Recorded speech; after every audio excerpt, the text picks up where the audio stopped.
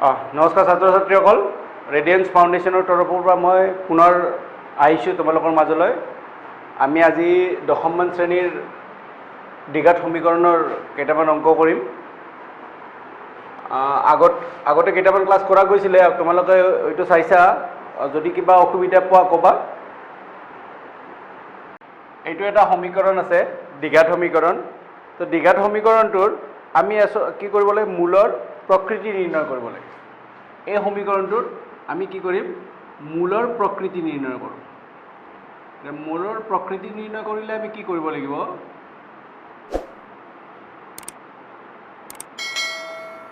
মূলৰ প্ৰকৃতি নিৰ্ণয় কৰাৰ কাৰণে আমি ইয়াৰে b² - 4ac কি হয় চাই ল'ব লাগিব। b² - 4ac চাবৰ কাৰণে আমি প্ৰথমতে চাব লাগিব যে এই যিটো সমীকৰণ আছে, এই সমীকৰণটো আমাৰ ফৰ্মটো কি আছিলে, ax² + bx + c = 0। এইটো হৈছে আমাৰ দ্বিঘাত সমীকৰণৰ মানে ফৰ্ম। এই ফৰ্মটোত আমি প্ৰথমতে পেলাই ল'ব লাগিব, তাৰপিছত a কি হয়, b কি হয় এইটো চাব লাগিব। ইয়াত a আছে কিমান চোৱা, a আছে 2, a আছে 2 আৰু b কি আছে, b আছে কি, ইয়াত চোৱা x, আমাৰ bxটো কি আছিল, xৰ লগত যিটো কোএফিচিয়েণ্ট থাকে, সহগ থাকে, এইটো হৈছে b। b কি আছে 3, কিন্তু 3টোৰ লগে লগে তোমালোকে চাবা যে ইয়াত এটা মাইনাছ চিন আছে। চ' আমি কি লিখিম,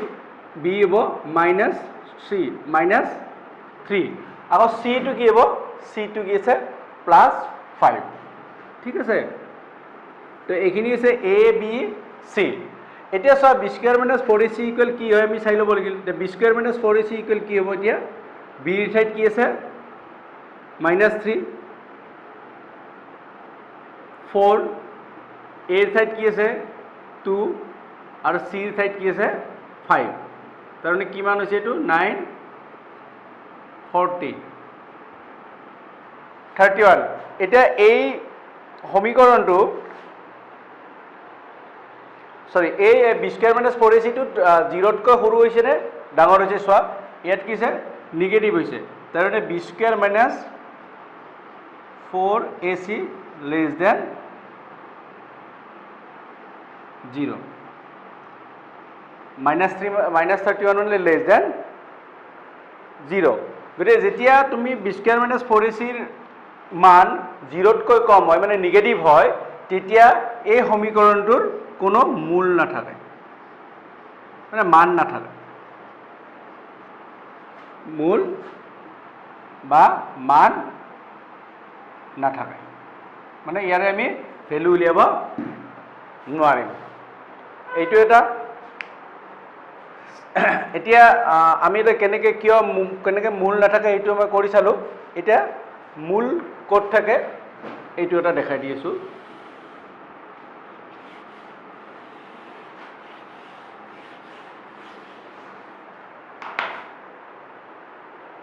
আমি এতিয়া বেলেগ এটা ইকুৱেশ্যন ল'ম।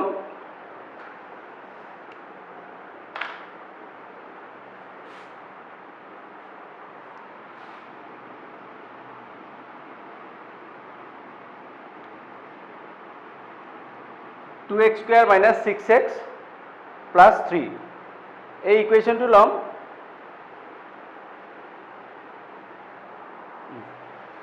গতিকে এইটো ইকুৱেশ্যনত আমি চাম, চেম চামটো চোৱা, একেই চাম, একেই অংক। এই অংককেইটাৰ কি হ'ব, আমি প্ৰথমতে এইটো দ্বিঘাত সমীকৰণটো আমি লিখি ল'লোঁ, ax² + bx + c = 0। এতিয়া এই সমীকৰণটোৰ মতে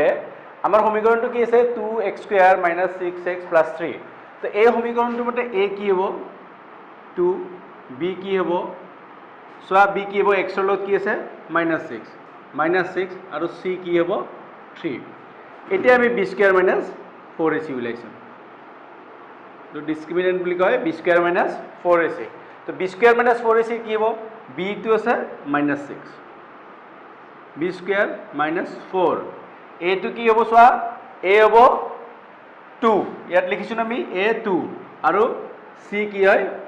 3। এইটো হৈছে কি 36, 6² - 4 2 যা 8 8 2 যা 8 3 যা 24 মানে কি হৈছে 12 আৰু গ্ৰেটাৰ দেন 0 তাৰমানে আমি কি বলো b square minus 4ac greater than 0 আৰু যদি b square minus 4ac greater than 0 হয় তেতিয়া এই সমীকৰণটোৰ নিৰ্দিষ্ট দুটা মূল থাকিব এই সমীকৰণটোৰ আমি কি লিখিম উক্ত বা প্ৰদত্ত সমীকৰণৰ নিৰ্দিষ্ট দুটা মূল থাকিব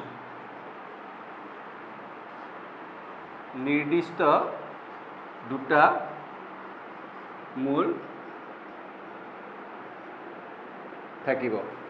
এইটো হৈছে আমাৰ দ্বিঘাত সমীকৰণৰ মূলৰ প্ৰকৃতি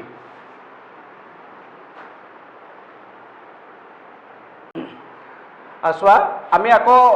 বেলেগ এটা সাম কৰিম আমি দুটা সাম কৰিলো এটা পাইছো b square minus 4ac less than 0 মানে 0 তকৈ সৰু এটা b square minus 4ac greater than 0 এইবাৰ আৰু এটা সমীকৰণ চাই লৈছো ইয়াত চোৱাচোন এইটো এটা দ্বিঘাত সমীকৰণ 3x square minus 4 into root over 3 into x plus 4 এই সমীকৰণটো চোৱা এইটো এটা দ্বিঘাত সমীকৰণ আৰু এইটোৰ ফৰ্মটো ax square plus bx plus c এই ফৰ্মটোতে পৰিছে এতিয়া আমি ইয়াৰ পৰা a লম আগৰ অংকটোৰ দৰে b লম b ইয়াতো মাইনাস আছে মাইনাস 4 ৰুট 3 আৰু c চোৱা c ইজ 4 ঠিক আছে এতিয়া আমি কি কৰিম আকৌ যেহেতু আমি মূলৰ প্ৰকৃতিয়ে চাই আছো b স্কয়াৰ মাইনাস 4ac টো চালো b square minus 4ac equal কি হয় b মিন্স b মানে কি আছে ইয়াত b ৰ ঠাইত আছে 4 root 3 4 a c a to 3 আৰু c to 4 এইটো মানে কি 4 স্কয়াৰ মানে মাইনাস মাইনাস টু প্লাস হৈ যায় 4 স্কয়াৰ 16 আৰু ৰুট ওভাৰ 3 স্কয়াৰ মানে হ'ব 3 মাইনাস 4 4 যা 16 3 যা 48 মানে 4 3 গুণ 12 12 4 গুণ 48 তো 16 into 3 minus 48 minus 48 আৰু এটো কি হ'ব 0 এটা b স্কয়াৰ মাইনাস 4ac কি হল আমাৰ b square minus 4ac equal 0 যদি b square minus 4ac equal 0 হয় তেতিয়াও কি হয় সমীকৰণটোৰ মূল থাকিব দুটা নিৰ্দিষ্ট মূল থাকিব সমীকৰণটোৰ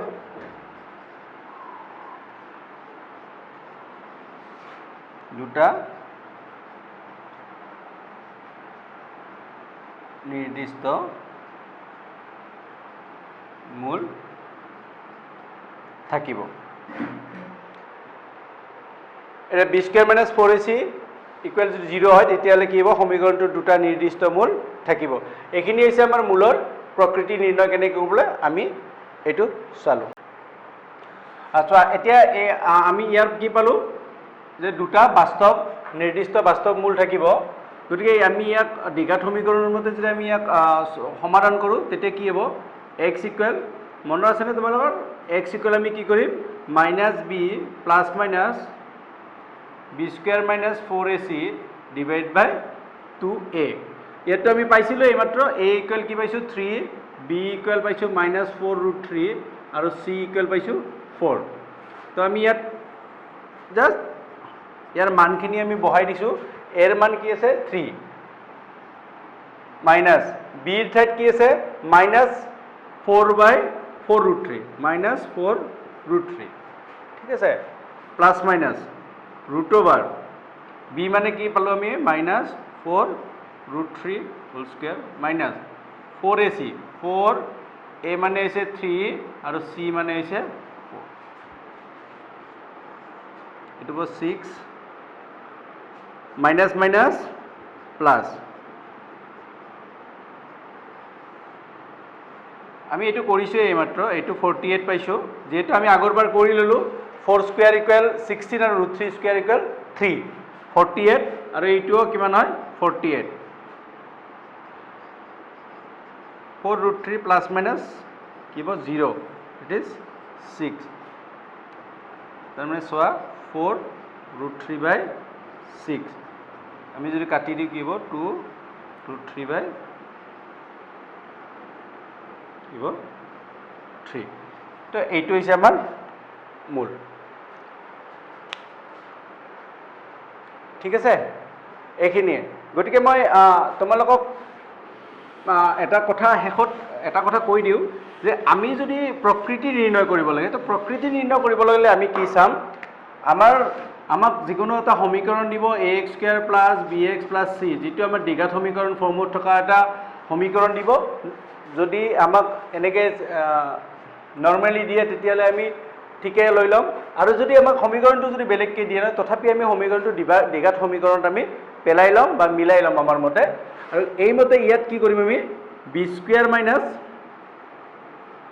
4ac যিটো ডিসক্ৰিমিনেন্ট কয় এইটোৰ ভ্যালু উলিয়াই ল'ম যদি এইটোৰ ভ্যালু গ্ৰেটাৰ দেন 0 হয় তেতিয়াহ'লে সমীকৰণটোৰ কি হ'ব তেতিয়া সমীকৰণটোৰ কি হ'ব দুটা বাস্তৱ মূল থাকিব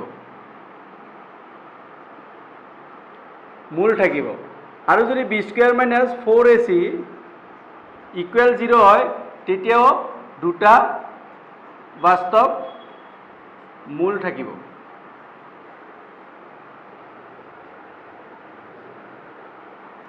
আৰু যদি b² -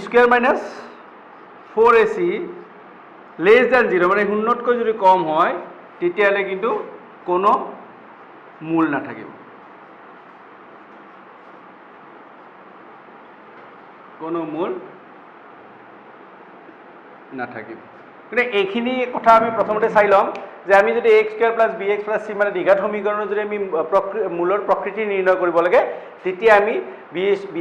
4ac টো 0 হয়নে নে 0তকৈ ডাঙৰ হয়নে 0তকৈ সৰু হয় এইবিলাক আমি চাই ল'ম আৰু এইখিনিৰ ওপৰত নিৰ্ভৰ কৰি আমি মূলৰ প্ৰকৃতিখিনি গম পাম ধন্যবাদ টোটেল কিমান হ'ল আচ্ছা আমি কেনেকৈ b² - 4ac = 0 বা 0তকৈ ডাঙৰ বা সৰু হয় তেনেকৈ আমি প্ৰকৃতিৰ নিৰ্ণয়টো চাই ল'লোঁ এতিয়া আমাক যদি দিয়া থাকে যে প্ৰকৃতিটো দিয়া থাকে কিন্তু আমি তাৰ পৰা আমাক কিবা এটা ভেৰিয়েবল দিব এই ভেৰিয়েবলটোৰ আমি মান উলিয়াব লাগিব বা কনষ্টেণ্ট এটা দিয়া থাকিব সেইটো আমি উলিয়াই ল'ব লাগিব এতিয়া আছে 2x² + kx = 0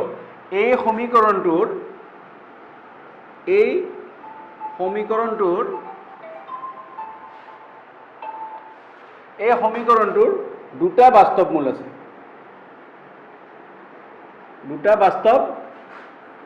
মূল আছে যদি দুটা বাস্তৱ মূল আছে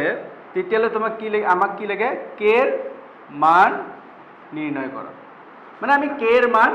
উলিয়াব লাগিব k ৰ মান আমি নিৰ্ণয় কৰিব লাগিব তো যদি k ৰ মান নিৰ্ণয় কৰিব লাগে তেতিয়াহ'লে আমি কি কৰিম আমাক কি দিছে এই সমীকৰণটোৰ দুটা বাস্তৱ মূল আছে এতিয়া আমি যদি অংকটো কৰিব যাওঁ যিহেতু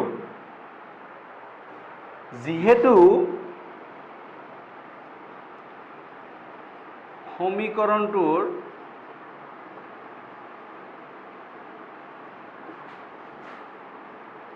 দুটা বাস্তৱ মূল আছে তেন্তে কি হ'ব আমাৰ নিয়ম মতে কি আছে তেন্তে b² - 4ac = 0 ঠিক আছে আমাক যদি মান উলিয়াব দিছে কি b² - 4ac = 0 হ'ব এতিয়া b² - যেতিয়া 4ac উলিয়াম তেতিয়া আমাক b লাগিলে a লাগিলে c লাগিল এইবিলাক বস্তু ক'ত পাম আমি এই সমীকৰণটোত পাম আমি আকৌবাৰ চাইছোঁ এই সমীকৰণটোত আমি যদি ax² + bx + c = 0 আমি যদি দ্বিঘাত সমীকৰণটোত আমি পেলাই লওঁ এই সমীকৰণটোত যদি আমি পেলাই লওঁ তেতিয়া চোৱাচোন a মানে কি আছে আমাৰ a আছে 2 b আছে k আৰু c আছে 3 তো আমি a b c পাই গ'লো গতিকে b² - 4ac = 0 হ'ব যে b² - যদি c = 0 হয় আমি কি কৰিম b টোৰ ভ্যালু পুট কৰিছোঁ k² - 4 a মানে দিয়া আছে 2 আৰু c মানে দিয়া আছে 3 এইটো 0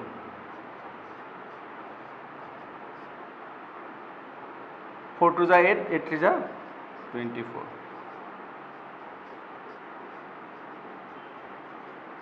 24 24 এটা 24 যদি আমি স্কোয়ার রুট উলিয়াব যাওঁ কি হ'ব এইটো 4 ইনটু 24 টো কি হ'ব আমাৰ 24 মানে হৈছে 4 ইনটু